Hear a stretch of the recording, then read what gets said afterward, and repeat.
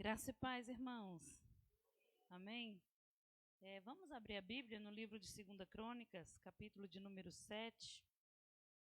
Nós estávamos no propósito de 7 dias, onde toda a igreja orou, jejuou, profetizando 2 Crônicas, capítulo 6, e fazendo a oração de 2 Crônicas, capítulo de número 6, onde nós fizemos o sacrifício que foi falado na sexta-feira, sacrifício de adoração, não sacrifício mais de bezerro, de bode, né, como foi falado no Salmo 50 na sexta-feira, né, que passou, retrasada, e por uma direção de Deus, de acordo com a intercessão e de tudo que Deus estava nos mostrando, ele pediu esse sacrifício de adoração. E como o culto de sexta-feira é um culto profético, né, ele trouxe toda a profecia ali no culto de sexta-feira. E o entendimento do que Deus estava pedindo para a igreja. E o que Deus estava pedindo para a igreja era sacrifício de adoração. E Deus disse, o tabernáculo está pronto. Muitos tiveram visão do tabernáculo pronto. Muitos tiveram visão de tantas coisas dentro da igreja. Mas faltou uma coisa. Quando o tabernáculo estava pronto, quando a igreja estava pronta, o Salomão fez um sacrifício junto com todo o povo. Ele reuniu todo o povo e orou ao Senhor, abençoando o povo, abençoando o templo e todos os utensílios, todo o local, consagrando ao Senhor. Então, diante de tudo que o Senhor fez por nós e diante de tudo que Ele nos pediu, essa foi a direção de Deus, de nós fazermos em 2 Crônica, capítulo 6, durante 7 dias, essa oração, que é a oração de Salomão, e nós vamos estar ungindo toda a igreja, o pastor, enquanto eu estiver lendo 2 Crônicas, capítulo 7, o pastor vai ungir todos os irmãos, sentado como vocês estão, ele vai levar o azeite, vai ungir a mão de vocês, que são o local onde vocês servem a Deus, a obra de suas mãos. O pastor vai estar ungindo as mãos de todos vocês. E depois, enquanto eu estiver lendo o texto, vocês com as mãos ungidas vão sair e vão ungir toda a igreja. Amém? A igreja entendeu? Porque o Salomão reuniu todo o povo, ele abençoou todo o povo, ele sacrificou junto com o povo. Deus falou que não era mais sacrifício de bode, de animal, nem de nada, mas de adoração. A igreja fez um jejum de adoração ao Senhor, um sacrifício de louvor ao nome do Senhor, para que o nome dele fosse glorificado. E agora nós vamos terminar com 2 Crônicas, capítulo 7, porque hoje foi o último dia. Enquanto eu estiver lendo, o pastor vai pegar o azeite, vai ungir todos os irmãos. Esse azeite foi feito, né, com todos os utensílios que foi necessário para a unção no templo de Salomão. Por isso que ele não sai do altar. Ele foi colocado todas as ervas que é pedido para a unção do templo, está nesse azeite. Nós fizemos todo o procedimento de jejum, de adoração de 7 dias, colocamos o que é pedido diante da palavra do Senhor, e temos o azeite, temos o sacrifício de adoração, e hoje nós vamos concluir ungindo os irmãos, todas as famílias. O pastor vai ungir as famílias como Salomão ungiu todo o povo, e em seguida todo o povo vai consagrar a casa ao Senhor. Amém? Só não pode pôr a mão na parede para não ficar os dedinhos marcados, tá, irmão? Lá embaixo, na porta, na sala das crianças, na cozinha, nos banheiros, nós vamos consagrar toda a casa do Senhor, porque é do Senhor. Amém? Então, com as mãos preparadas, com as mãos ungidas, eu vou estar abençoando a igreja com a resposta do Senhor, que foi a resposta que Deus deu a Salomão. Diz assim: quando Salomão acabou de orar, desceu fogo do céu, consumiu o holocausto e os sacrifícios, e a glória do Senhor encheu o templo. Os sacerdotes não podiam entrar na casa do Senhor, porque a glória do Senhor tinha enchido a casa do Senhor. Pai, assim como o Senhor respondeu a Salomão com glória, assim como o Senhor respondeu, enchendo aquele templo com glória, nós pedimos a Ti que o Senhor encha esta casa, encha este templo, Senhor. Entra neste templo, Senhor, e enche esta casa com glória. A tua palavra diz no verso 3: todos os filhos de Israel, vendo descer fogo e a glória do Senhor sobre o templo, se inclinaram com o rosto em terra sobre o pavimento e adoraram e louvaram ao Senhor, porque Ele é bom. Então toda a igreja nessa noite, Senhor, vai te louvar, vai te adorar, porque o Senhor é bom, porque o Senhor tem feito maravilhas em nosso meio. Então o rei de todo o povo ofereceu sacrifício ao Senhor. O rei Salomão ofereceu em sacrifício 22.000 bois e 120.000 ovelhas. Assim o rei e todo o povo consagraram a casa de Deus. Veja que diz o texto: assim o rei e todo o povo consagraram a casa de Deus. Você que recebeu a unção, você vai levantar do teu lugar e vai consagrar a casa do Senhor neste momento. Então, quando Davi o louvava pelo ministério deles, o sacerdote que tocava as trombetas estavam diante deles e todo Israel se mantinha de pé. Salomão consagrou também o meio do átrio que estavam diante da casa do Senhor, pois ali ofereceu sacrifícios e holocaustos e a gordura de sacrifício. Ele fez isso porque no altar de bronze que Salomão tinha construído não cabiam os holocaustos e as ofertas de cereais, de gordura e de sacrifício. Senhor, eu profetizo sacrifícios de adoração. Eu profetizo, Senhor Deus, que esta casa não vai caber, não vai ter espaço, Senhor Deus, para o sacrifício de adoração, para o povo que se colocar de pé diante da tua presença. Eu declaro, Senhor, que esta casa não terá espaço para tudo aquilo que o Senhor vai fazer junto com este povo. Neste tempo, Salomão celebrou festa durante 7 dias, e todo Israel com ele uma grande congregação. Desde a entrada a mãe do rio, no 8º dia, tiveram uma reunião solene, porque por 7 dias haviam celebrado a consagração do altar, e a festa durou mais 7 dias.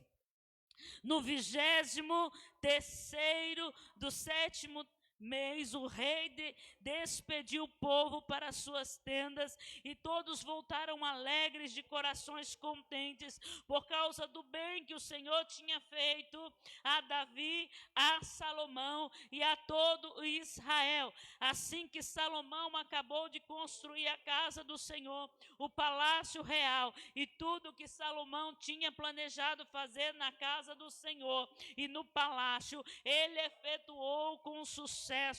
De noite, o Senhor apareceu a Salomão e lhe disse: eu ouvi as suas orações e eu escolhi para mim este lugar, para a casa de sacrifício.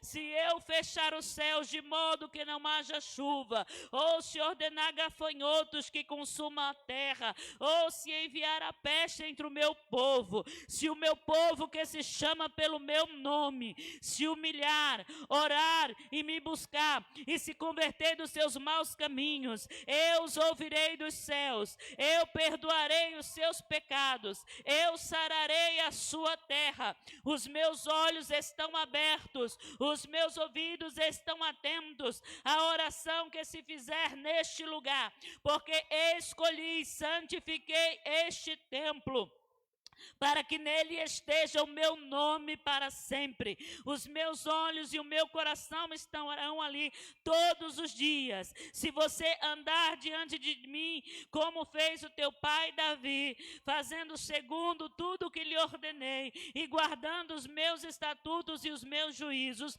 também confirmarei o trono do seu reino, segundo a aliança que fiz com Davi, seu pai, dizendo: nunca lhe faltará sucessor que governe em Israel. Deus, eu quero abençoar esta casa, abençoar essas famílias que estão presentes, abençoar os filhos dos filhos, abençoar esta geração, abençoar os homens, abençoar as mulheres, abençoar as crianças, segundo a tua palavra, Senhor. Pai, no nome de Jesus, que os teus olhos estejam abertos, que os teus ouvidos estejam atentos a oração deste povo, Pai, Senhor, que eles fizerem neste lugar. Abençoa, Senhor, estas famílias, abençoa os filhos dos filhos, abençoa a terra, abençoa o fruto de suas mãos, abençoa o trabalho do teu povo, Senhor, abençoa os caminhos do teu povo, Senhor. Ouve a oração da tua igreja, sara, Senhor, esta terra, sara, Senhor, estas famílias, sara, Senhor, essas igrejas. Sara, Senhor Deus, o teu povo, sara os filhos dos filhos, sara o pastorado, os ministérios, obreiros, sara, Senhor, aqueles que estão enfermos, sara os velhos, sara os homens, sara, Senhor, os jovens, sara os ministérios deste lugar, sara esta terra, Senhor, em nome de Jesus. Você que crê, aplauda o nome do Senhor bem forte.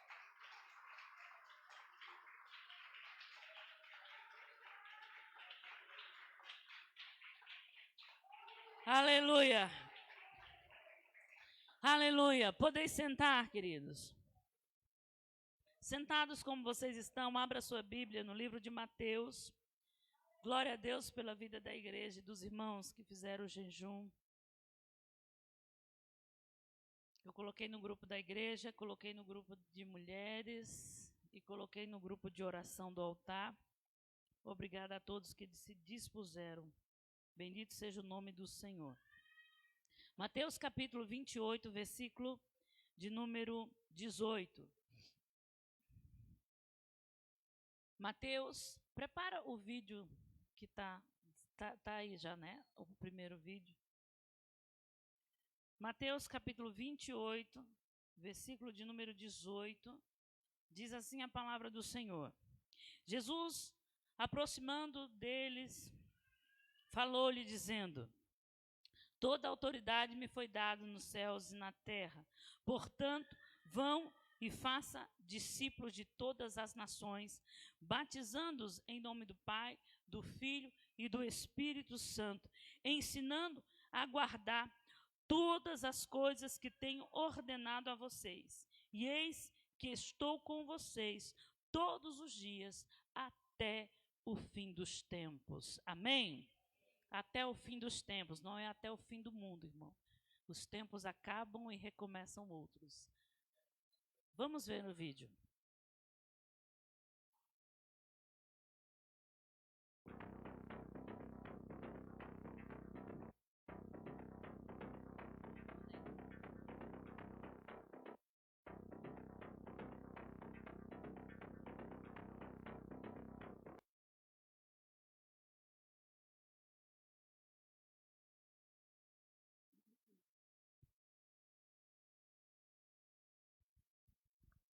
A Beni tá na unção, ela veio igualzinha, azul, vestido e sapato branco. A gente orou, né?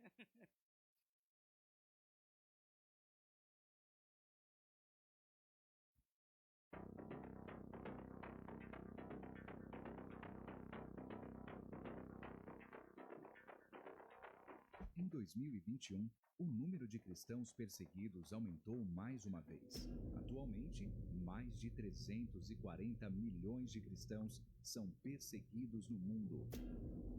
Isso representa muito mais que a população total do Brasil. E ainda assim, eles permanecem invisíveis e desconhecidos para a maioria.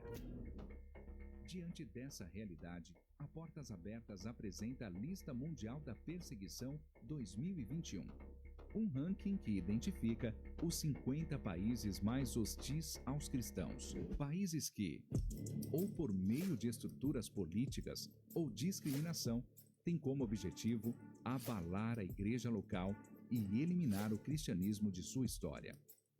Autoridades, famílias e comunidades inteiras colocam pressão nos cristãos para que eles recuem e desapareçam. Neste ano, a lista apresenta pela primeira vez apenas 2 níveis de perseguição: extrema ou severa. A pandemia acentuou a vulnerabilidade que cristãos perseguidos enfrentam diariamente. Em países como Índia, Paquistão, Bangladesh, Iêmen e Sudão, a Covid-19 foi o catalisador da repressão aos nossos irmãos. Cristãos de áreas rurais, por muitas vezes, tiveram ajuda negada por causa de sua fé e ficaram sem acesso a alimentos e medicamentos. Já na América Latina, grupos do crime organizado consolidaram seu controle através das restrições da pandemia. Líderes cristãos que iam contra as vontades de tais grupos foram ameaçados, assaltados ou até mortos. Isso você não sabia, né?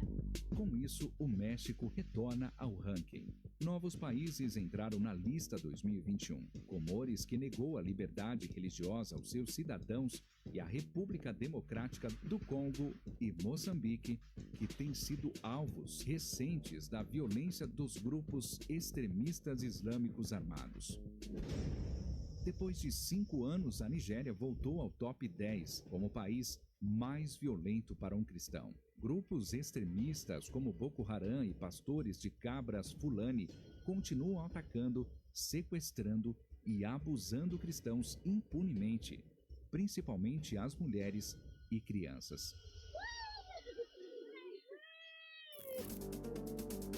Já na China, o monitoramento e vigilância provém do Estado.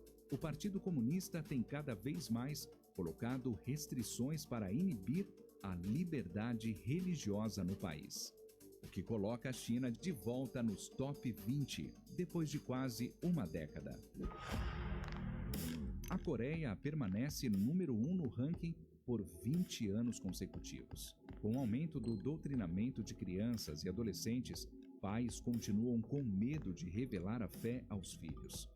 Se descobertos, podem ser enviados para campos de trabalho forçado ou até mesmo mortos, juntamente com sua família.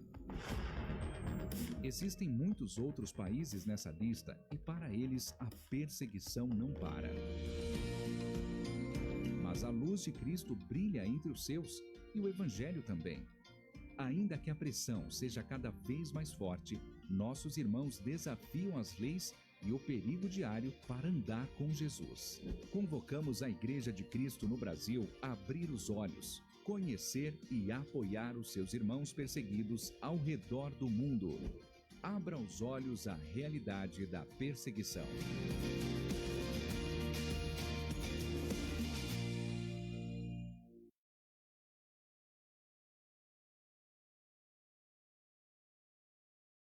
Para quem não sabe, o anticristo, ele se opõe a todo tipo de verdades de Deus. E o anticristo é um sistema que se levanta de tempo em tempo e um dia ele se levantará de uma só vez para resistir à igreja. E ele está sempre resistindo à igreja. Então você pode ver aqui que na América Latina não ficou por fora dessa perseguição.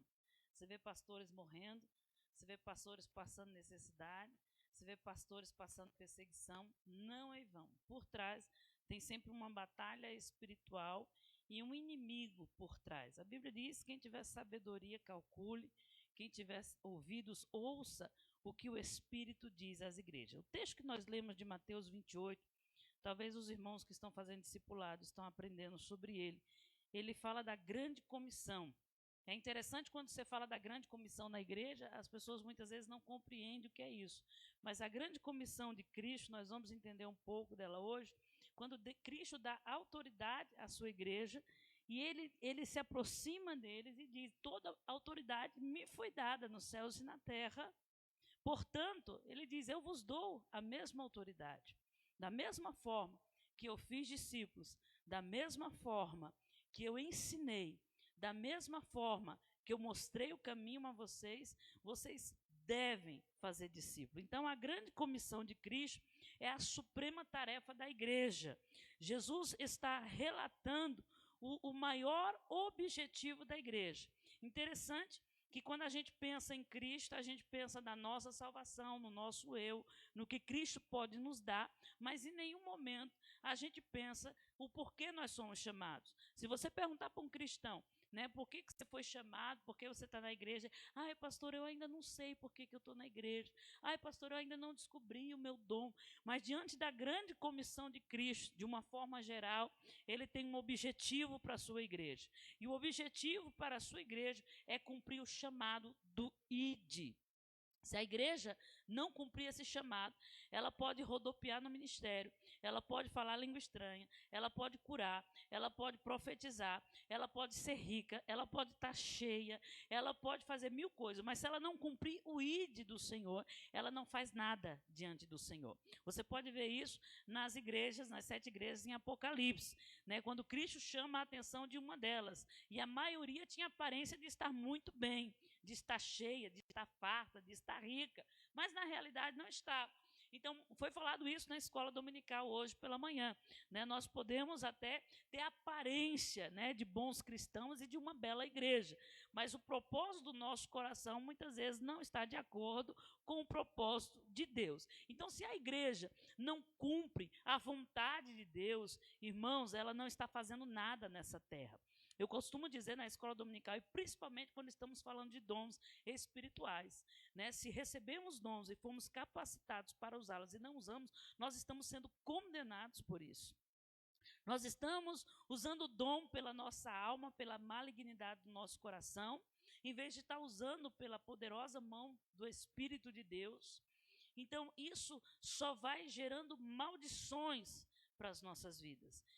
Eu não preciso provar isso na Bíblia para você, porque se você olhar pessoas que não têm conduta cristã, que não têm caráter cristão, que vivem fazendo dissensões, confusões, né? Você olha para a casa dessa pessoa e para a vida dessa pessoa, é desgraça em cima de desgraça. Por quê? Porque ela está acumulando maldições sobre a vida dela. Eu não estou falando de um cristão que anda com Deus e que tem dificuldades na vida, porque a Bíblia diz que no mundo teremos aflições. Eu estou falando de você acumular coisas na sua vida que não era necessário, mas você está juntando por uma desobediência e por um mau uso daquilo que é sagrado e daquilo que é santo. Nós podemos ver no Antigo e no Novo Testamento pessoas que utilizaram do sagrado e do santo de qualquer jeito.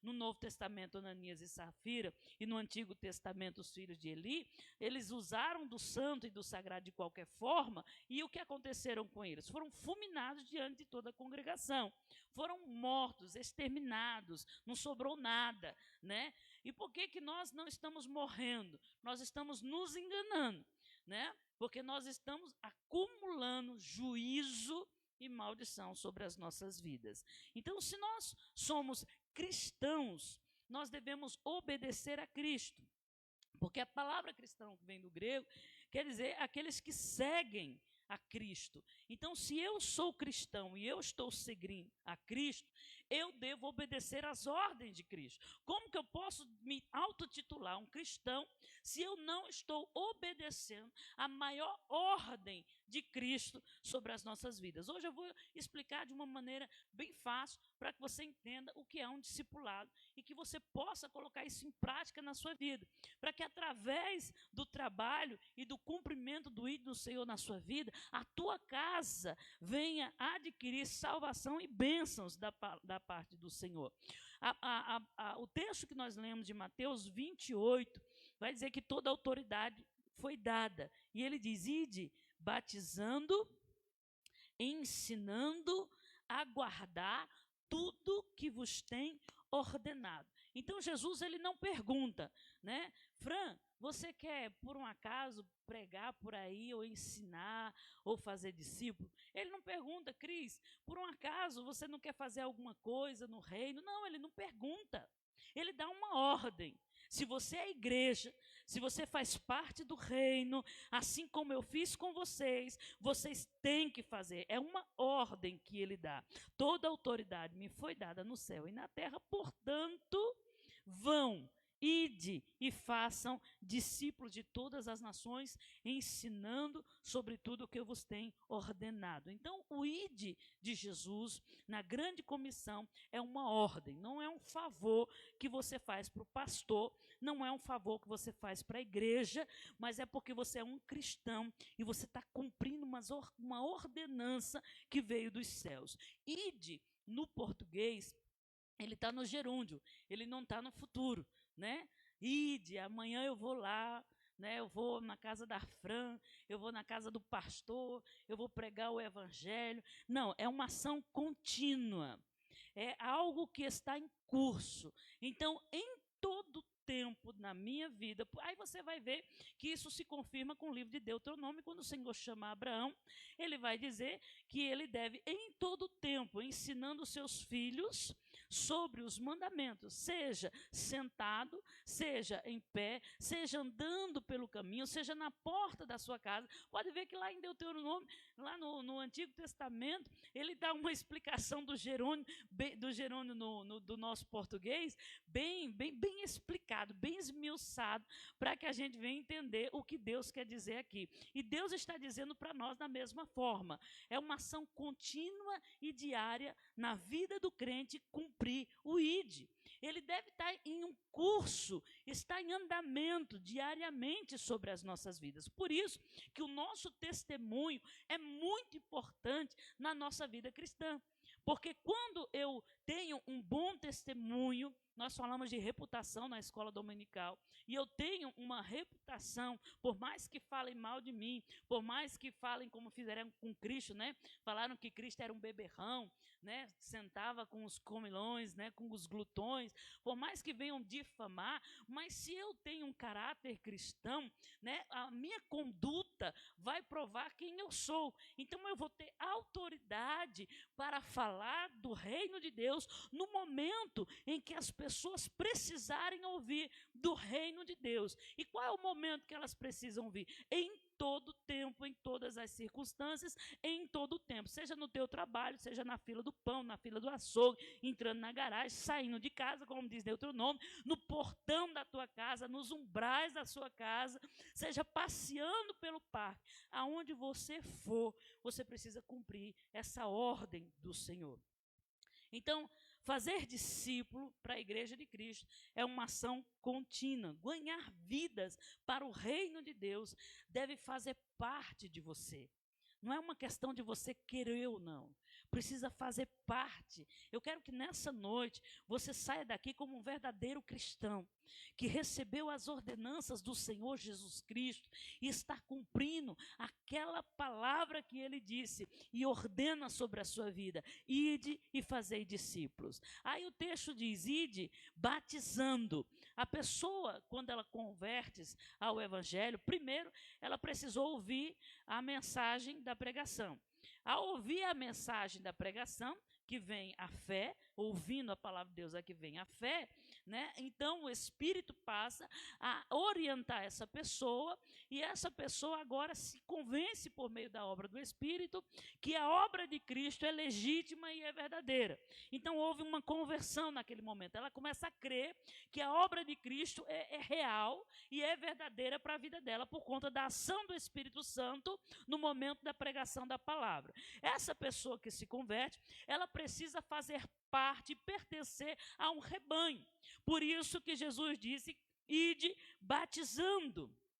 Ela precisa se ingressar na igreja de Cristo e no corpo de Cristo. Para quê? Para que ela seja acompanhada. Porque o processo de santificação tem 3 estágios. No passado está completo. No presente eu estou me santificando, eu estou moldando o meu caráter em Deus. No futuro eu serei completamente o meu corpo, alma e espírito glorificado, transformado para receber todo o galardão e glória que eu pratiquei, né, em Cristo Jesus nessa terra.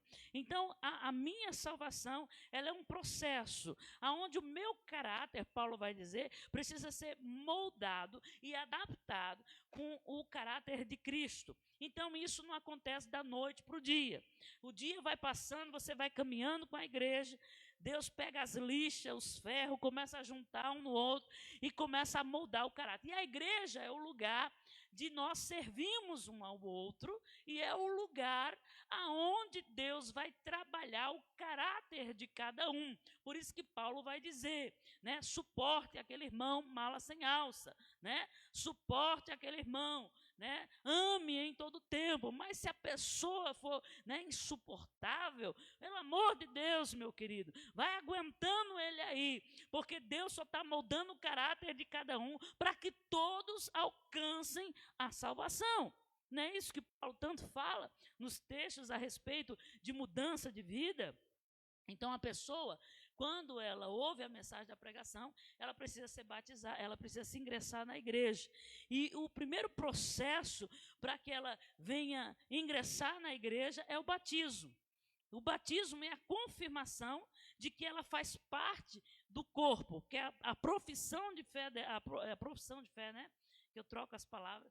A profissão de fé, ela vai diante de toda a igreja dizer: eu estou arrependido e agora eu estou morrendo para mim mesmo, para que a obra de Cristo seja feita em minha vida. Então a igreja é testemunha diante daquele batismo e vai perceber que a pessoa, o que ela falou perante o pastor, perante toda a igreja, vai ser testemunha daquela pessoa, e quanto mais gente no teu batismo, pior. Né? Porque aí vai ter mais testemunha ainda diante de Deus, né? Quantas pessoas tinham no batismo de Eliezer? 50 pessoas. Eliezer, 50 pessoas no teu batismo. As 50 me falaram que você confirmou que você ia andar junto com a igreja, que você ia servir a igreja, que você ia obedecer o seu pastor, que você ia realmente transformar o teu caráter. Foram 50. Assim como um pastor, quando é ungido no meio de uma multidão, Deus pega aí a quantidade. Quantos tinha lá? Tinha 3 testemunhas. Então, pega as 3 testemunhas, que eu quero saber as obras desse homem agora. Então, no batismo, a igreja é testemunha de que aquela pessoa está ingressando e agora ela assume uma responsabilidade de se deixar moldar o seu caráter e entrar num processo de santificação. Após ouvir a pregação, ela vai ser conduzida ao batismo. Então, essa é a grande comissão. Isso aqui não é uma aula de discipulado, irmão. Pelo amor de Deus, eu vou chegar aonde vocês possam me entender de uma forma melhor e que vocês possam aplicar isso em sua vida. Porque se é culto de missões, a gente não pode ser apenas uma fachada. Nós precisamos colocar em prática aquilo que Deus está pedindo para a sua igreja. Então, o texto vai dizer: ide, batizando e ensinando. Se a pessoa não for ensinada, ela não vai guardar os mandamentos. Então, não é simplesmente, irmão, eu ficar em casa, ouvindo o YouTube, ouvindo pregação, lendo, que é para me pregar bonitinho, ter uma fala bonita diante das pessoas. Não é simplesmente pregar um sermão que convença as pessoas e que deixe as pessoas, uau, que sermão maravilhoso. Não, mas é ensinando a pessoa a guardar os mandamentos. Por isso, essa pessoa que se converte e se batiza, ela precisa estar ingressada na igreja, porque ela precisa ser ensinada em tudo que o Senhor tem ordenado. E o que Jesus ensinou? Se você ver Mateus capítulo 5 até o capítulo 7, você vai ver ele falando de todas as leis de Deus. Se você for ler Deuteronômio, todas as leis que estão em Deuteronômio, e comparar com tudo que Cristo trouxe em Mateus capítulo 5, no Sermão do Monte, você vai ver que Cristo não mudou nada. Muito pelo contrário, ele trouxe o espírito da lei, que era aquilo que os homens não estavam vivendo. Os homens estavam vivendo de aparência, e ele, como o espírito da lei, como a palavra da verdade, como a luz do mundo, agora ele começa a falar do que está por trás das entrelinhas da lei, e ele traz o espírito da lei. Então Cristo, ele tem uma ordem, ele tem uma palavra a ser cumprida, né? Não é como muitos pensam, né? A graça é o suficiente. Mas o que é graça para você? Né? Como costumam dizer, né? É graça, mas não é de graça, e nem foi de graça, né? Ensinando em tudo que o Senhor tem ordenado. Então, não é, irmãos, ensinar para uma pessoa que chega na tua vida, na igreja, ou que Deus colocou para que você conduza essa pessoa, não é ensinando do jeito que você quer. como muitas pessoas tentaram fazer aqui dentro da igreja, né? Não deixa os jovens ser jovens, né? Deixa eles rebolar o tchan, deixa eles dançar na boquinha da garrafa, deixa eles beber um pouquinho, deixa os maridos, né, viver como quer, porque não pode contrariar. Isso não é o evangelho de Cristo. O evangelho de Cristo, eu preciso pregar a verdade. A verdade precisa ser dita, queira o homem ou não, porque só haverá conversão de verdade se a verdade de Deus for exposta. Então, eu não posso pregar o que eu penso, eu não posso pregar o que eu quero, eu não posso pregar simplesmente o que eu acho. Como eu costumo dizer, tem um monte de crente com achômetro na cabeça, né? Assim como tem um termômetro, tem um monte de gente com achômetro. Ele vive achando as coisas e o que ele acha, ele quer expor para a vida dos outros. Mas quando Jesus, na sua grande comissão, ele fala de ensinar, ele não está falando do que você acha ou do que você pensa. Ele está falando das verdades contidas na palavra de Deus e que precisam ser expostas para a vida daquelas pessoas e elas precisam ser ensinadas no caminho que elas precisam andar. Porque só há uma conversão, só há um arrependimento se a palavra genuína e verdadeira foi exposta. Não é o que a Bíblia diz? A luz precisa vir para que as trevas sejam dissipadas. Então não tem como as trevas sair da vida de alguém se a luz da palavra de Deus não vier de uma forma completa. Né? Aí Jesus diz, ensinando a guardar. Então, irmão, não é passando informação, não é passando informação, é porque eu vi o fulano pregando assim, porque eu vi o cicrano pregando assado, é porque eu vi a pastora pregando, e eu vou pregar, e eu vou falar, deixa o irmão vir. Irmão, esquece. Diante da presença do Espírito Santo, não existe preparação. Há um fluir, há um vento que sopra, onde ele conhece a necessidade, e ele sabe a necessidade, e ele quer trabalhar naquela vida. Tem a oportunidade de pregar o evangelho, pergunta para Jesus, Jesus, eu quero entrar na vida dessas pessoas, como o Senhor entrou na vida daquelas pessoas, mostrando para elas os abismos de uma forma que eu não venha agredi-la, mas que ela mesmo reconheça, né? Porque muitas vezes a gente quer ser juiz na vida das pessoas. E muito difícil nós ganharmos a nossa casa para Jesus, porque nós queremos ser juízes dentro da nossa casa, ao invés de estarmos cumprindo o ID, ensinando em todo o tempo. Lembra do gerúndio em português, né? Um processo em que você está caminhando continuamente, exercendo, executando, né? Seja no banho, seja na hora de admoestar os filhos, seja na hora de conversar com a esposa. Isso não acontece, né, irmão? Mas vai acontecer em nome de Jesus, né? A gente vai profetizando. Um dia a gente chega lá, diga isso. Um dia eu e a minha casa serviremos ao Senhor. Você pode dizer, um dia eu chego lá. O importante é não desistir, amém? Então, irmão, nós precisamos ensinar em todo o tempo a guardar os mandamentos. Não é ensinar uma filosofia, nem ficar preocupado com a palavra que você vai pregar, mas é se preocupar com aquilo que o Espírito quer mostrar sobre a vida daquela pessoa. Por quê? Porque ele conhece a necessidade, ele conhece os abismos, ele conhece os desejos, ele conhece as vontades. Então, pede para o Espírito Santo, eu quero ser igual a Jesus, eu quero ser discípulo de Jesus, eu estou cansado de ser esse crente furado que eu sou, eu estou cansado de ser esse crente de internet que fica vendo no YouTube a oração dos outros, eu estou cansado, Senhor, de ser esse crente meia boca, eu estou cansado de ser crente pipoca, Senhor, eu quero ser um crente genuíno, eu quero, Senhor, andar e a sombra curar, eu quero andar, Jesus, e o povo ver a tua glória, eu quero andar, Jesus, e as pessoas apontarem para mim e dizer, ali vai um homem e uma mulher de Deus. Por mais que tenha os escribas e fariseus que vão apontar e dizer, olha, lá está um glutão e um beberrão. Mas vai ter aqueles que vai dizer, aquele é um santo e um homem e uma santa mulher de Deus. Então, se nós precisamos ensinar a guardar, onde não é simplesmente passar informações, mas é uma conduta de vida que nós precisamos, como cristão, adaptar em nosso convívio, em nossa vida. Será que nós estamos fazendo a grande comissão de Cristo? É uma pergunta que eu faço para vocês. Será que estamos cumprindo essa grande comissão? Ou nós estamos cumprindo a grande omissão, né? Porque existem duas tarefas na igreja: a grande comissão e a grande omissão. Jesus conta algumas, 2 ou 3 parábolas que ele fala dos crentes omissos.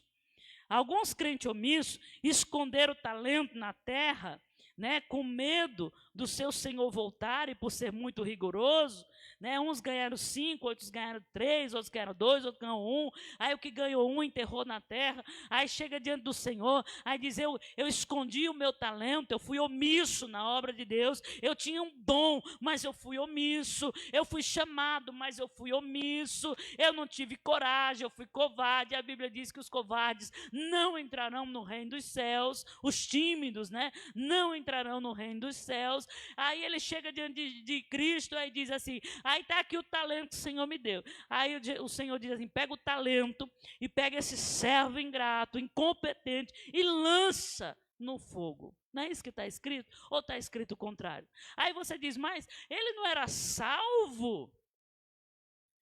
O processo de salvação, de santificação, depende do tempo que eu estou de pé. Você vai ver Jeremias falando, Ezequiel falando, você vai ver Apocalipse falando, você vai ver toda a palavra de Deus que não se divide nem entra em contradição, né? Teve algumas doutrinas há um tempo atrás que foi gerado que uma vez salvo, salvo para sempre, né?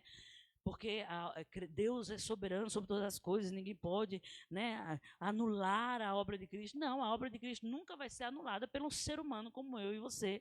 A obra de Cristo nunca vai ser anulada por conta da decisão e o poder de livre-arbítrio que Deus colocou em mim e em você. Aí você diz, mas Deus é culpado porque Ele colocou o livre-arbítrio em mim. Então eu tenho o direito de escolha, mas o livre-arbítrio só tem quem é autoridade, quem é governo.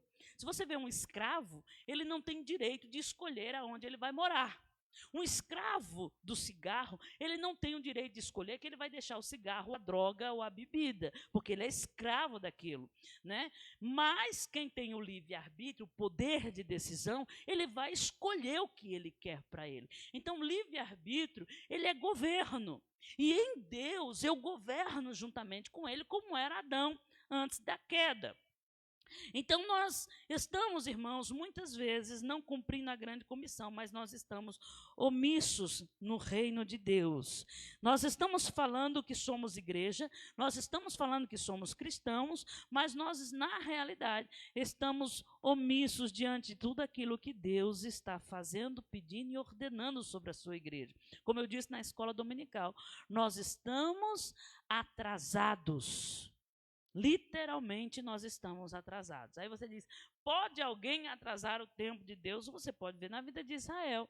Israel, né, saiu do Egito, aquela coisa toda. Deus tirou Moisés e falou para Moisés que Deus estava com ele, o grande eu sou, né? E aquela coisa toda, as águas do Nilo se transformam em sangue, o cajado de Moisés se transforma em serpente, que come a serpente dos magos, e aquela coisa toda, e você diz, meu Deus, a graça de Deus libertando o povo do cativeiro. Mas quando sai de lá, o Egito ainda estava dentro deles. É tanto que eles desejaram a comida do Egito, né? Porque tudo que comemos nós fica na nossa lembrança, fica guardado na nossa memória. Então eles ainda tinham na memória deles o que eles comiam. Então por isso Deus vai dar maná para o povo. Olha a misericórdia de Deus. Aí Deus dá maná para o povo, coisa do céu, para o povo esquecer, e através do que eles comem, eles vão mudando o pensamento dele, porque a minha memória vai sendo registrada outro tipo de coisas que eu estou comendo e que eu estou vivendo em Deus. Mas ainda assim, este povo passou 40 anos no deserto, dando voltas, passeando, sendo que, na verdade, eles não precisavam ter passado aquele tempo, e isso está escrito na Bíblia, e você pode ver que não tinha necessidade. E aquela geração que Deus libertou, que fez milagres e maravilhas, não entrou. Quem entrou foi a outra geração. Apenas 2 homens, Caleb e Josué, daquela geração, pôde entrar na terra prometida. Então, nós podemos sim atrasar as bênçãos, as promessas e os tempos de Deus, porque a eternidade é uma linha fina como diz Abacuque, onde nós andamos por ela, e os olhos de Deus está por ela. O homem que está andando nela, ele está andando sobre as promessas, ele está recebendo as promessas, os montes, os outeiros são esmiuçados, quebrados, destruídos, e ele continua andando naquela linha da eternidade. Mas quando ele sai daquela linha da eternidade, irmão, ali ele vai receber aquilo que o mundo está. Somente quando ele volta para a linha, para o caminho, por isso que a vida eterna e a salvação, seja em sonho, seja em visão, seja onde for, ela sempre vai ser vista como um caminho. Porque literalmente na eternidade existe um caminho. Se eu estou nele, eu estou recebendo as bênçãos, as promessas e estou vivendo. Mas se eu saio por um instante, vai chegar um momento que eu vou atrasar aquilo que eu deveria estar vivendo quando eu estava andando naquele caminho. Vocês entenderam isso? Diga amém. Então, diante dessa pandemia, a igreja hoje ela tem um enorme desafio de alcançar vidas, né, em meio a todas essas restrições que nós encontramos. Aí a gente vê crente no YouTube, vê crente no WhatsApp, vê crente em tudo quanto é lugar, mas não vê crente usando as redes sociais para atrair pessoas a Cristo. Cristo disse: eis que estou convosco todos os dias. Então, a pandemia não pode me impedir de pregar o evangelho. Porque se Deus deu uma ordem, e no final ele diz, no último versículo ele diz: e eis que estou convosco todos os dias, até o fim desses tempos. Então, se ele está comigo até o fim do tempo, até se concluir essa obra, não vai ter pandemia, não vai ter inferno, como foi cantado aqui, não vai ter coliseu, não vai ter leões, não vai ter perseguições que impeça a igreja de crescer. Você pode dizer amém? A pandemia não impede a igreja de crescer. Você pode dizer amém? A pandemia não impede a tua casa de ser salva. Você pode dizer amém? A gente está engolindo sapo. É um tal de a pandemia trouxe um problema psicológico. Tá certo, trouxe. Eu devo perceber isso? Devo. Mas não devo engolir o tempo todo tudo que me é oferecido. Em Deus nós temos estratégias de restauração, de mudança, de reconciliação. Então eu preciso buscar as estratégias de Deus para viver em tempos maus, em tempos ruins e em tempos de pandemia. Jesus diz: não será fácil. E não está sendo fácil pregar o evangelho. Ele diz: eu vos envio como ovelha em meio de lobos. Irmãos, coloca um lobo feroz, faminto, do lado de uma ovelha para você ver o que é que ele faz. Ele vai comer a ovelha, vai destruir, destroçar aquela ovelha. E Jesus deixa bem claro: não vai ser fácil. É como se vocês fossem ovelhinhas no meio de lobos devoradores. Mas eu estou com vocês até a consumação deste tempo. Eu vos envio, eu vos ordenei, eu recebi, olha o que ele diz: eu recebi toda a autoridade nos céus e na terra, e agora eu estou vos dando. Se o dono da seara, se o dono dos céus e da terra, que tem toda a autoridade sobre principado, potestade, demônio, rato, diabo quatro que você imaginar na sua cabeça, barato, sei lá o que é que você vê.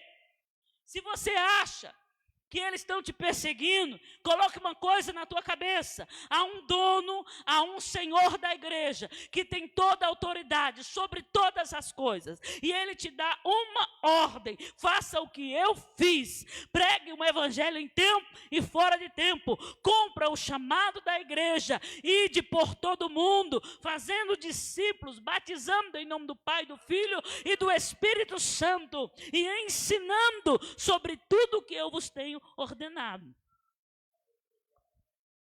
Não será fácil, mas eu estou com você. Não será fácil, Eliane, mas eu estou com você. Não será fácil, Mônica, mas eu estou com você. Não será fácil, Halley, mas eu estou com você. Não será fácil, pastora Magali, mas eu estou com você. Então, o que nos impede de cumprir o ID é nós estarmos cumprindo não uma grande comissão, mas uma grande omissão. Filipenses capítulo 1, verso 29, diz assim: não vos foi posto somente crer em Cristo. Caia por terra aí aquele povo que levanta a mão, Vai para a igreja, eu aceitei Jesus, eu creio, vai para casa e nunca mais quer saber da igreja, nunca mais quer saber do evangelho e vive uma vida a Deus dará. Então, esse texto lança por terra todo esse pensamento aí, porque Filipenses 1:29 deixa bem claro: não vos foi posto somente crer em Cristo, mas padecer por Ele. Será que nós estamos nos esforçando? Será que nós estamos sacrificando? Será que nós estamos padecendo por Cristo? Diante do que você viu, a vida desta igreja perseguida, de mulheres que perderam seus maridos, não por conta de um Covid, mas por conta de assassinos que repudiam a sua fé. Será que você seria capaz de servir a Cristo, Sandra, se 2 homens entrassem na sua casa, estrupassem seus 2 filhos e matassem só por conta da sua fé? Será que nós permaneceríamos de pé? Será que nós cumpriríamos o ID do Senhor em meio a tanta perseguição? Se o Covid não é uma perseguição, mas é um princípio de muitas coisas que ainda está para acontecer na humanidade, diante das aflições que a humanidade passa, se é só o começo, a ponta do iceberg, o que diria de nós em uma grande perseguição ou uma grande tribulação, como está registrado no livro dos profetas? Que haverá tempos de grande tribulação. Né? Aí tem gente que diz, eu vou ser arrebatado. Você vai ser arrebatado rapidamente. Isso significa que é rápido, ou seja, não abrir e não piscar de olho. Você está aqui, você recebe o teu corpo transformado, você recebe o corpo de glória e no mesmo instante você desce com grande glória com Cristo Jesus. Você não vai ser arrebatado para fugir de nada não, porque Jesus não criou crente fujão não. Jesus não criou crente covarde não. Jesus não criou crente para passear no céu e depois dar uma de orgulhoso diante do povo de toda a terra, que não é só diante dos inimigos, vai estar judeus na terra, vai estar um monte de gente na terra, e você descer, olha eu, voltei, a estrela de Hollywood. Jesus não fez crente para brilhar dessa forma, Jesus fez crente para brilhar em glória, mas a glória do crente não é dele, a glória do crente é de Jesus de Nazaré. E quando o crente descer, não abrir, não piscar de olhos, ele vai descer com a glória de Cristo. Você pode dizer amém? Ou você não está sonhando com isso? Eu já tenho a cor do meu cavalo, vai ser branco, né? Na Magedon eu quero estar lá. Gog Magog eu quero estar lá. Cavalo de fogo, isso é para profeta. Cavalo de fogo, né? Irmãos, tem um livro muito bom, a história de Eusébio. Eu li esse livro há muitos anos atrás e ele fala da história da igreja. E quando ele fala da história da igreja após a ascensão de Cristo, ele fala que Lázaro, aquele a que Cristo ressuscitou lá em João capítulo 11, ele prega sobre toda a Europa. E toda a Europa se converte ao evangelho de Cristo por conta da vida de Lázaro. Então, nós podemos observar que Lázaro, ele não foi ressuscitado porque ele era amigo íntimo de Jesus, porque Jesus andava na casa dele, porque comia com ele na mesma mesa. Né? O próprio Cristo, quando as irmãs de Lázaro mandam chamar Jesus, né, elas chegam para Jesus e dizem que Lázaro está doente, ele ainda não tinha morrido. Aí ele fala para os discípulos, né, olha, Lázaro não morreu, ele apenas dorme, mas isso é para a glória de Deus, né? Alguns discípulos nem queriam ir com ele, né? Caramba, se o melhor amigo dele, ele não fez nem questão de ir lá visitar quando estava vivo, aí vai visitar quando morre. Eu vou, né? E tem gente ainda assim, né? O pastor não quis visitar na enfermidade, na doença. Olha Jesus, não foi visitar Lázaro não, porque aquela situação era para a glória de Deus. Então, muitas vezes, quando o pastor te deixar andar sozinho e soltar a tua corda, não se preocupa não é porque pastor esquece de ovelha não. É porque ele quer ver até onde você vai para que o Espírito de Deus opere em você e você reconheça as tuas dificuldades. Porque muitas vezes o pastor falando não funciona. Então, o pastor tem que largar. Então, Jesus, ele chega para as irmãs de Jesus, para os mensageiros que vão até ele, e diz que Lázaro não está morto, ele apenas dorme, mas que aquilo que está acontecendo com ele não é para a morte, é para a vida, não é para, vamos dizer assim, para a desgraça da família, mas é para a glória de Deus, né? Mas para cumprir um propósito de Deus, é para a glória de Deus. Você pode dizer comigo assim: o que eu estou vivendo é para a glória de Deus. A morte de Lázaro, irmão, a morte de Lázaro não era para a morte, Jesus deixou bem claro, é para a vida.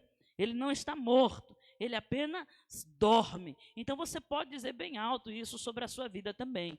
O que Cristo fez por mim, diga, o que Cristo fez por mim. Eu só vou continuar pregando e terminar no horário se você disser. O que Cristo fez por mim é para a glória de Deus. O que Cristo fez por mim é para a vida e não para a morte. Efésios capítulo 2 vai dizer que você estava morto em seus delitos e pecados. Um pastor, uma certa vez, pegou um caixão, colocou na igreja e colocou um espelho dentro do caixão. E ele foi pregar sobre Efésios capítulo 2. E a igreja começou a entrar para aquele velório, e ele falando desse velório. E quando as pessoas olhavam para dentro do caixão, elas se viam. E quando elas sentaram nos seus bancos, elas sentaram atônitas por conta daquela situação, sem entender o que o pastor estava falando. É quando ele se levanta e começa a pregar sobre Efésios 2. Ele diz: isso que você viu sobre este caixão é você realmente. Antes de você conhecer a Cristo, você estava morto.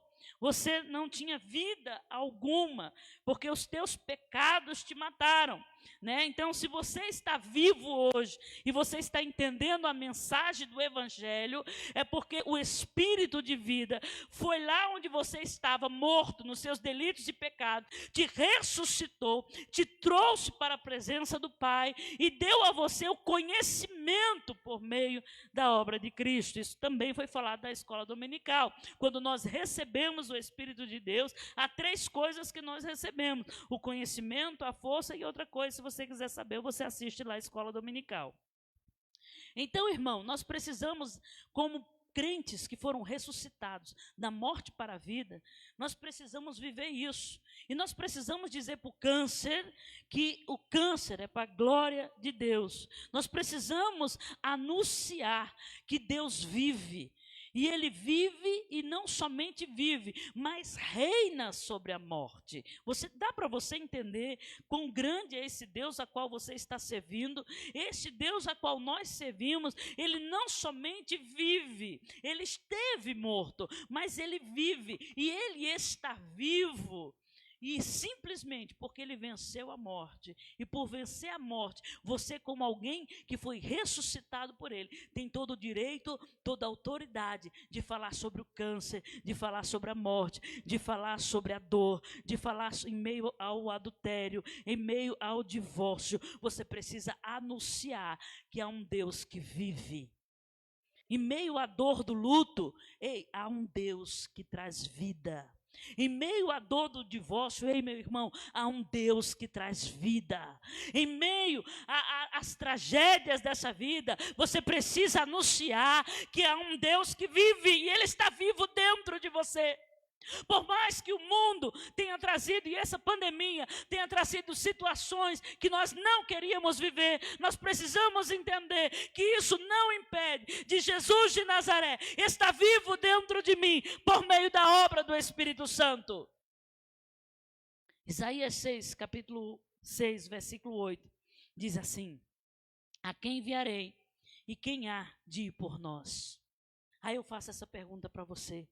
Deus pode te enviar, Felipe. Deus pode te enviar, Mônica. Deus pode te enviar, Eliezer, João Vitor. Será que nessa noite o Senhor pode enviar você? Será que Ele pode fazer essa mesma pergunta que Ele fez para Isaías? Ele pode fazer para você? A quem enviarei e quem há de ir por nós? Aí Jesus continua em seu sermão. E ele continua falando em Lucas 10, capítulo 10, verso 2. Grande e em verdade é a seara, mas poucos são os trabalhadores. Se Jesus transformou a tua morte em vida, te tirando dos teus delitos, do teu pecado, da tua morte espiritual, e do lugar em que você ia, fora da presença de Deus, e Ele transformou todas as desgraças da tua vida em vida, por mais que você passe sofrimento nesse mundo, há uma luz que brilha dentro de você, porque há um Deus vivo dentro de você, que vivificou você. Você precisa fazer alguma coisa diante desse Deus, porque Ele deu ordens àqueles que se dizem ser seu povo. Ele deu ordens àqueles que se dizem crer nele. Ele deu ordens para aqueles que querem o seguir e querem fazer parte do seu reino. Mas grande, pastora Magali, grande é a seara. Então, não venha com desculpa dizendo que as pessoas não querem saber de Jesus. Não venha com desculpa dizendo que a apostasia está grande, que a apostasia não é diante dos pecadores que não conhecem a Jesus. A apostasia é quem conhece a Cristo, é quem desfrutou da sua glória, Hebreus 10, é quem desfrutou da mensagem do Evangelho, mas cuspiu na cruz, crucificando Cristo novamente e deu as costas para a obra de Cristo para viver os seus delitos e pecados. Isso é apostasia, é alguém que conhece a Deus, mas apostatou da fé. Eu não posso apostatar de algo que eu não vivi. Então a apostasia não está diante dos pecadores. Tem pecadores com sede lá fora. Talvez ele está andando com você e você nem sabe. Tem pessoas que talvez estão tentando suicídio e pensando, elaborando como vai ser a sua morte, e anda com você e você nem sabe. João Vitor passou por isso esses tempos atrás. Um colega que tocava com ele, cantava com ele, andava com ele na banda lá, de repente ele recebe a notícia, o menino se matou. Aí eu perguntei para ele, tinha evidências? Aí ele, não, ele só postou uma frase assim, e vocês não fizeram nada, né? Por quê? Porque a gente está desapercebido. Irmãos, lá fora, tem pessoas que precisam de Jesus. Jesus diz, se você encontrar pessoas que não querem ouvir o Evangelho, não lança pérolas aos porcos. Literalmente, a Bíblia está falando que quem não gosta, não quer o Evangelho, as pérolas do Evangelho, são considerados como porcos. Aí você vai ver a Bíblia falar que essas pessoas voltam ao seu vômito como um cachorro, elas voltam ao lamaçal como porcos, porque rejeitam a obra de Deus. E esse povo que rejeita são considerados como porcos, literalmente. Então não lança pérola a quem não quer ouvir, a quem não quer saber, a quem rejeita a obra de Cristo. Vai lançar essas pérolas que são preciosas, que a Bíblia chama de tesouro, no coração daqueles que estão com sede e necessitado. Para ter seara, a Bíblia deixa bem claro, e o próprio Cristo fala, é preciso de obreiros. As pessoas julgam a igreja de Cristo, mas elas não estão dispostas a cumprir o ID. Elas não querem ajudar o pastor. Elas não querem ajudar a igreja. Elas não querem fazer parte de nenhum ministério.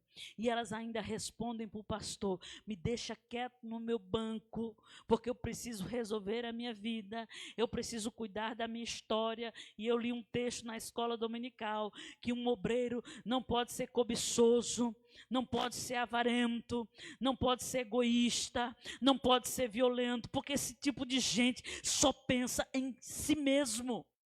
Ele não está preocupado com o funcionamento do reino de Deus. Aí o próprio Jesus dá uma direção. Diz, rogai ao Senhor da seara para que Ele vos envie obreiros. Então, pastor, se os obreiros daqui não querem fazer, se obreiros não querem compartilhar da obra de Deus, peça ao Senhor para que envie obreiros. Se as pessoas da tua casa não estão te ouvindo, peça para Deus levantar ceifeiros e obreiros que preguem o Evangelho a essas pessoas. Irmãos, eu levei minha irmã para acampamento, eu levei minha irmã para discipulado, eu levei minha irmã para tanta coisa, mas eu não vi minha irmã dizer, eu vim para Cristo através da vida da minha irmã. Eu vi a história da minha irmã se cumprindo depois que eu saí de lá. Hoje ela fala que eu conduzi, mas eu não vi. Deus usou obreiros. Deus usou pessoas. E se você não está conseguindo, continua fazendo a obra.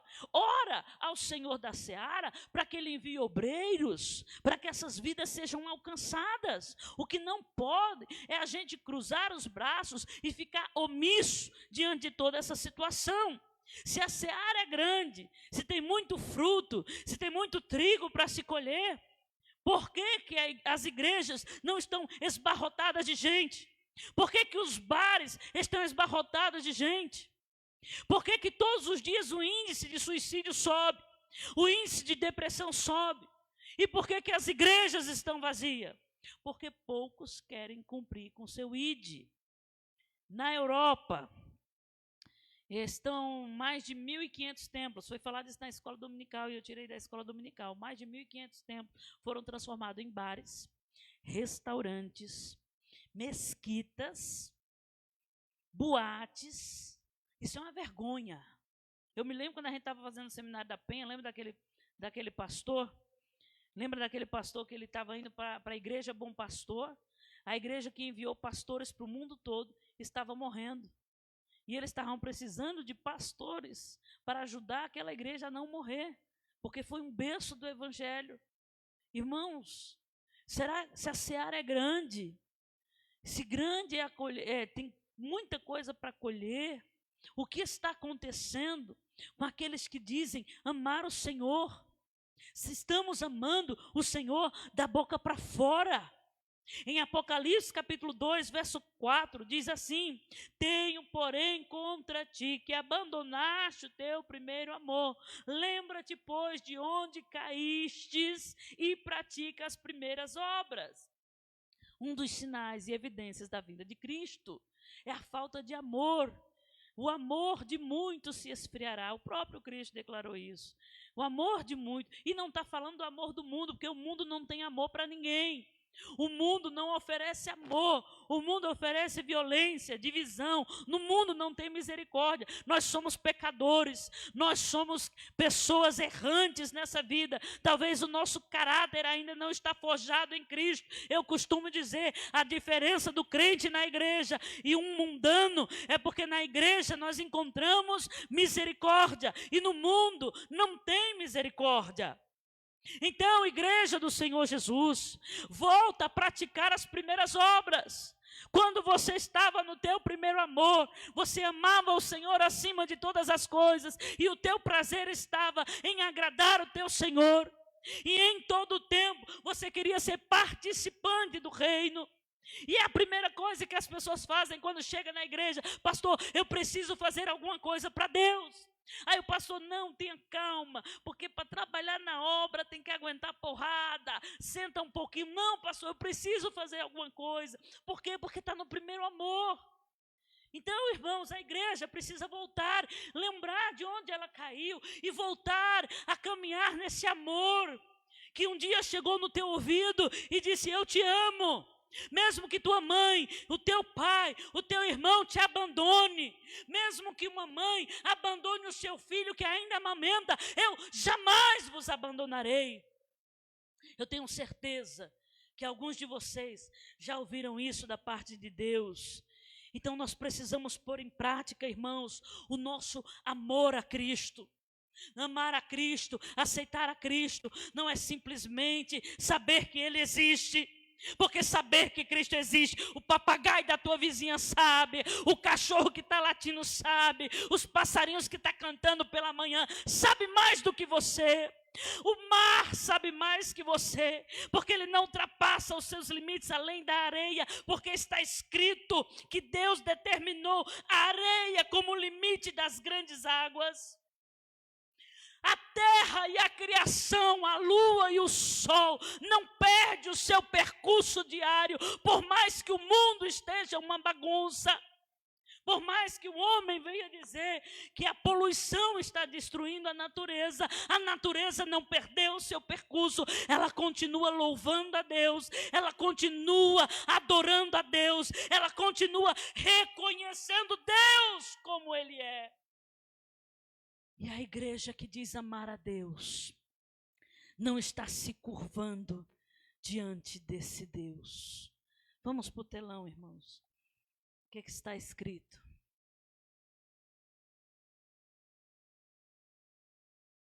Precisamos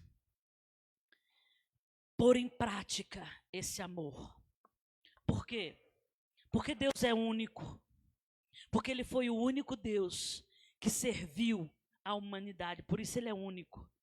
Aí Cristo vai dizer: tudo que vocês estão vendo eu fazer, eu não faço por mim mesmo. Eu faço o que eu vejo o meu Pai fazer. Então, as obras de Cristo. Cristo era o Deus encarnado.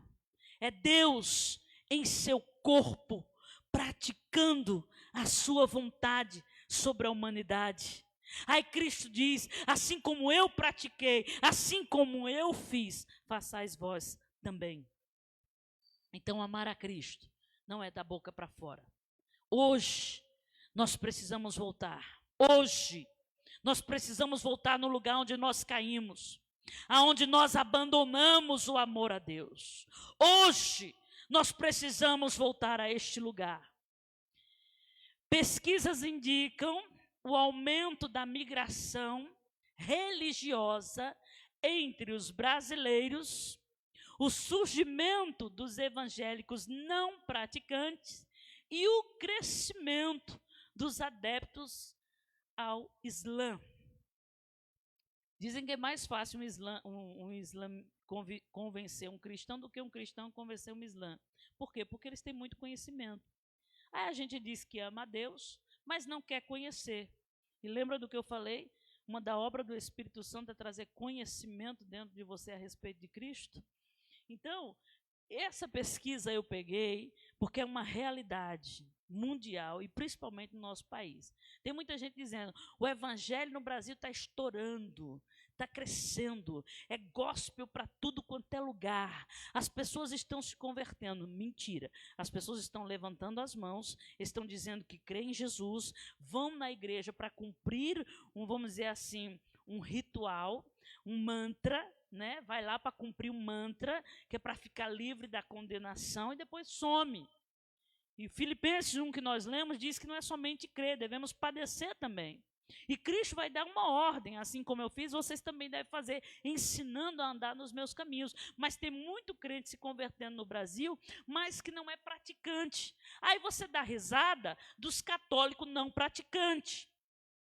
Mas tem um monte de crente não praticante. Eu sou católico, mas eu não vou na igreja, mas sou católico. Aí os crentes dão risada, católico diz ser católico, mas nem praticante da igreja é. E você também. Quantos cristãos que se dizem ser gospel, evangélicos, e não são praticantes de igreja nenhuma? Assim como existe o espírita não praticante, o católico não praticante, nós estamos com um índice muito alto de evangélicos não praticantes. Pode passar. Acaba de nascer no país uma nova categoria religiosa, a dos evangélicos não praticantes. São os fiéis que creem, né? Os famosos crentes mantra. Os famosos crentes, eu gosto de dizer, salve rainha. Reza o texto, está tudo resolvido. Eu creio em Jesus, está tudo pronto, né? Não foi pronto para Paulo, não foi pronto para Pedro, não foi pronto para Tomé. Tomé teve que tocar na chaga de Jesus, teve que sofrer com Jesus. Lucas teve que chorar com Paulo. Aí tem crente que diz: eu não posso orar com o pastor porque o peso é grande. O que diria de Lucas chorar com Paulo? O que diria de Marcos estar com ele na prisão, né? Então, é cada vez maior o número de brasileiros que nascem em berço evangélico e como muitos católicos não praticam sua fé. Aí eu pergunto para você, pode passar, você conhece alguém assim? O universo espiritual está tomado por gente que constrói a sua fé sem seguir a cartilha de uma denominação. Aí o Islã, para você seguir o islamismo, você precisa seguir à risca o Islã. Meu filho, se você não tiver o Alcorão e aprender de cós salteado e pôr em prática, não tem essa. Para você entrar na maçonaria, consagra os olhos, a testa, o coração, vai consagrando até chegar à 34ª lá. Tem tudo um ritual. Aí vai para o espiritismo, para o candomblé, tem que fazer cabeça, tem que rapar cabeça, tem que pôr sangue 3 dias na cabeça. E as pessoas conseguem seguir isso. Aí chega na igreja, é a casa da mãe Joana. É do meu jeito, do jeito que eu quero, porque eu creio em Jesus e Jesus tem a obrigação de me salvar. Se outrora o padre ou o pastor produzam sentido à vida das pessoas de muitas comunidades, atualmente celebridades, empresários, esportistas, só para citar 3 exemplos, dividem esse espaço com as lideranças. É sério ou não é? Hoje o que tem de crente, não praticante, que não quer saber da igreja, porque tem um empresário fulano de tal que está ensinando o dom da fortuna, não é brincadeira. Ainda tem coragem de pagar R$900 pela aula dos demônios, não sei das quantas, porque precisa aprender mais, porque o empresário fulano está dando uma dica de como ganhar dinheiro. Aí tem o culto dos empresários e ele vai lá para a aula do culto dos empresários. Aí tem, vamos dizer, né, tem o pessoal que pratica esporte, aí tem a galera do esporte, e tem um monte de ideia. Aí o povo está indo na cabeça de um monte de gente que aprendeu um mantra, que aprendeu o domínio da fala e até mesmo de dominar a mente das pessoas por meio do coach e de como liderar um público. Aí as pessoas vão na onda desses empresários, desse povo, mas não vão seguindo mais um pastorado que tem uma unção e uma capacidade, uma autoridade dada por Deus. Irmãos, quem está falando isso não é cristão. Eu peguei esse texto, eu fiz questão de pegar essa reportagem, porque foi da Isto É. E a Isto É, ela ferra em cima das igrejas, ela não está nem aí se você é espírita, católico, protestante, gospel, né? Então eu fiz questão de pegar Isto É, uma reportagem dela. Assim, muitas vezes os fiéis interpretam a sua trajetória e o mundo que os cerca de uma maneira pessoal, sem se valer da orientação religiosa. Agora, se uma revista de pessoas que não conhecem a Deus está dizendo que você precisa ser praticante, que você precisa andar junto com o povo, que você precisa de uma orientação espiritual, por que que os crentes hoje querem ser independentes, né? Esse fenômeno conhecido como secularização, guarde essa palavrinha, tá? Revelou o enfraquecimento da fé, né? Talvez você já ouviu aí, pode passar, ou é o último. Não deixemos, eu escolhi esse texto também, Hebreus 10, 25, não deixemos de nos reunirmos como igreja, segundo o costume de alguns, mas encorajemo-nos uns aos outros. Se tem irmão, crente que não está vindo para a igreja, por algum motivo pessoal dele, encoraje essa pessoa a voltar à igreja e não ser um desigrejado. Ainda mais quando vocês veem que se aproxima o grande dia do Senhor. A quem estamos encorajando e a quem nós estamos trazendo para o reino de Deus, a quem nós estamos pregando o evangelho, ou nós estamos, vamos dizer, com essa palavrinha guardada em nosso coração, secularização. O mundo, a igreja precisa se adaptar às coisas novas que estão vindo. Então eu faço uma pergunta para você: quanto tempo nós vamos ficar rodando nesse deserto e não vermos as profecias e as grandezas de Deus se cumprindo em nossa vida? Cumpra o ID do Senhor. Eu vou dar uma breve explicação para nós concluirmos. Não fique endemoniado, não.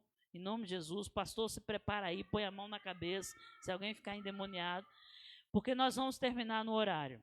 Garanto que até antes. Entenda uma coisa, o que é o discipulado? Discipulado é andar junto. Primeiro passo para um discipulado é você reconhecer a necessidade da pessoa. Um exemplo, Jesus estava na beira de um poço E ele pediu água para uma mulher que estava tirando água à beira de um poço. Jesus não estava com sede. Ele disse que ele precisava passar por Samaria, ou seja, foi proposital de estar ali. Eu já fiz isso, irmão. Eu já passei o dia inteiro no salão de uma pessoa, só para mostrar para ela o caminho que ela tinha saído. Eu já fiz isso várias vezes. São estratégias dadas pelo Espírito de Deus. E nós precisamos entender que em todo tempo o Espírito de Deus está soprando sobre a vida do crente. Jesus não tinha sede, mas foi estrategicamente que ele disse que precisava passar em Samaria. Por quê? Porque ele reconheceu a sede daquela mulher. Ela matava a sede com uma vida adúltera. Ela matava a sede da sua alma com vários homens. E estava com um que nem dela era. Mas ainda não tinha matado a sua sede. Então Jesus propositalmente vai àquele poço para direcionar a vida daquela mulher. Ela tinha sede de adoração. Você pode ver na pergunta que ela faz para Jesus. Quando Jesus fala da água, fala do poço, fala de matar a sede, ela esquece a água. E ela entra na pergunta-chave que está dentro do coração dela. Aonde nós devemos adorar? Porque vocês, judeus, dizem que é em Jerusalém. Nós falamos que é aqui. Aonde nós devemos adorar? Aí o Senhor Jesus, chegará um tempo em que nem nesse monte, nem naquele monte, adorará o Senhor. Mas toda a terra glorificará e adorará o nome do Senhor. Então, essa mulher, ela faz uma pergunta que era a sede do coração dela. Ela tinha sede de adorar a Deus. Mas ninguém tinha mostrado a esta mulher o caminho para adorar a Deus.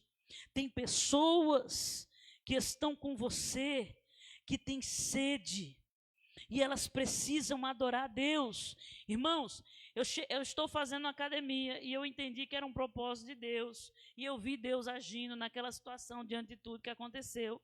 Mas eu não cheguei lá dizendo, eu sou pastora fulano de tal, eu prego o evangelho, eu ensino. Não, irmão, caladinha estava, calada estava. Sempre procurando oportunidade de me aproximar das pessoas. Mas eu não me aproximava das pessoas, eu estou dando um exemplo para a tua vida. É assim que nós devemos discipular. E eu me aproximo das pessoas, entrando na vida delas. Um exemplo, tinha uma que estava muito forte, mas bem forte mesmo. E ela disse, eu vou perder minha esperança andando nessa esteira, porque eu não aguento andar nessa esteira, eu sou muito pesada, eu fico com falta de ar. Aí eu, você nem sabe, quando eu cheguei aqui, eu andava no 40, eu não conseguia, eu ficava com falta de ar, eu não via a hora dessa esteira acabar, de pifar. E ela, é mesmo? Já perdi 20 quilos. Ela, meu Deus, então eu vou conseguir. Vai, me dá teu telefone, que eu te passo umas receitinhas. As receitinhas, vai um Shalom, as receitinhas, vai um tudo bem, as receitinhas vai entrando na vida da pessoa, e no final ela pergunta, eu gosto tanto de você, tem algo diferente em você, ao ponto de eu falei até para a Fran, eu chegar na academia esses dias, e a gente parar a academia para fazer oração. Vamos aproveitar que não tem ninguém, vai fazer oração, e tome a oração para cima da mulherada. E tinha mulher desviada, e tinha menina do louvor desviada, tinha menina que chorou e queria voltar para a adoração. Eu falei, não se preocupa não, que eu estou fazendo igual Jesus fez em Samaria. Eu estou preparando um chá, e esse chá vai ter bolinho, vai ter comida, tudo que mulher gosta. E ainda falei para ela, vai ter umas coisas light, vai ter torrada, se preocupa não, mas eu quero vocês lá. Ah, vamos sim. Eu não invadi a vida delas dizendo que elas estavam erradas. Eu entrei na necessidade delas. E através aí por último, vem a professora. Ela olhou para mim e falou, meu Deus, que maravilha essas orações, eu dormi tão bem. Eu falei, agora é hora de eu falar com você. E toma e fala com um e fala com outro. E Deus nos usa dessa forma, mas nós temos uma ideia de discipulado, de ficar ensinando, a Bíblia tal, e eu preciso decorar o versículo tal. Não, com o teu testemunho, vai se aproximando, vai reconhecendo a necessidade dessas pessoas, porque tem gente que tem sede de Deus, e ela está andando com você. Tem gente que tem sede de Deus, está malhando com você. está saindo com você todos os dias e não está olhando nem na tua cara, porque ela não sabe o lugar que deve adorar Jesus. Então, irmão, para de brincar de ser crente e vai cumprir o ID do Senhor. Nós queremos ensinar as pessoas, nós queremos mostrar para as pessoas, queremos ser juiz diante das pessoas, mas não queremos mostrar para ela as maiores necessidades dela. Então, irmãos, discipulado é a aproximação. Por isso que a viúva lá em 1 Reis, capítulo 4, ou é 2 Reis, capítulo 4, ele diz, pai, pega um monte de vasilha com os vizinhos. Nós precisamos ter relacionamento para que as pessoas vejam a glória de Deus sobre as nossas vidas. Nós precisamos, irmãos, sair de casa dando bom dia para vizinho, para que eles um dia possam ver a glória de Deus sobre a nossa vida. Nós precisamos muitas vezes, em meio à opressão, entrar calado e sair calado de um lugar, para que amanhã as pessoas reconheçam a glória de Deus sobre a sua vida. E quem vai atraí-las diante do seu testemunho é o Espírito de Deus que vai fazer isso.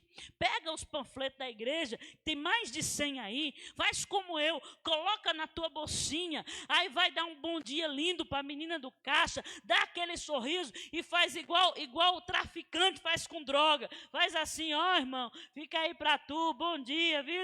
E deixa lá o papelzinho da igreja, irmão, faz alguma coisa, chega na fila do açougue, aquele açougueiro que é um tormento ser açougueiro, né, irmão? O povo não gosta da carne, não gosta da cor, um gosta daquele jeito, outro gosta de outro, é horrível trabalhar no açougue, eu sei como que é, que eu trabalhei com carne.